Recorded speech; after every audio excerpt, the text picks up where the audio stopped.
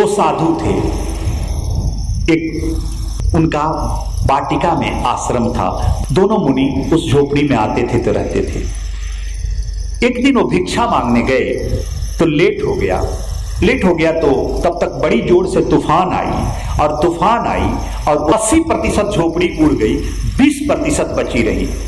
तो जो एक साधु आया तो आकर के देखा तो 80% झोपड़ी उड़ गई थी, छत नहीं था, थोड़ी सी 20% बचा था। तो आके कहा, क्या भगवान तुम भी क्या अन्यायी हो, क्या न्याय करते हो? इतने अन्यायी, इतने पापी लोगों का बड़ा बड़ा महल है, वो महल आपको नहीं दिखा, उसको आपने नहीं तोड़ा। एक मैं पुण्य कर रहा हूं तो मेरी एक झोपड़ी थी, उसको भी तोड़ डाला आपने। तब तक दूसरा आया, वो नाचने लगा, झूमने लगा।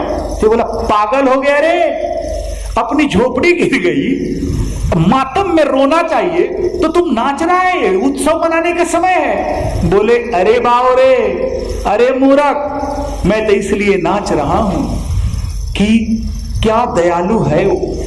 मैं सोचता हूं कि अगर इस झोपड़ी में मैं होता और ये झोपड़ी उड़ती तो मैं भी तो साथ में उड़ जाता, पेड़ गिरती तो मैं भी तो दब के मर जाता। क्या दयालु है, मुझे खुला हवा खाने के लिए भेज दिया, जो करना था वो कर दिया, मैं तो बच गया। तो बोला, ये तो तुम सही कहा, अगर यहां रहते ये पेड़ गिरा होता तो हम भी तो मर जाते। फिर बोला, और? तो दूसरा दे। इस दुनिया में बहुत लोग हैं जिसके पास झोपड़ी भी नहीं है। हम तुम्हारे लिए 20% तो छोड़ ही दिया कि सर छुपा सकते हैं, पूरी की पूरी नहीं लिया, 20% छोड़ दिया। उत्सव मनाओ, गाओ। और 80% इसलिए हटा दिया कि कोई नया सेठ आएगा और नया बना जाएगा, नया सेठ आएगा और नया। झोपड़ी पुरानी हो गई थी, कीड़े मकोड़े पड़ रहे थे, गिर रहे थे नीचे। तो उसने कहा, भाई तेरा जवाब नहीं, जहां मैं दुख का रोना रो रहा हूं वहीं तुम उत्सव के नाच नाच रहे हो। मेरे बंधुओं, यही तेरा जीवन है।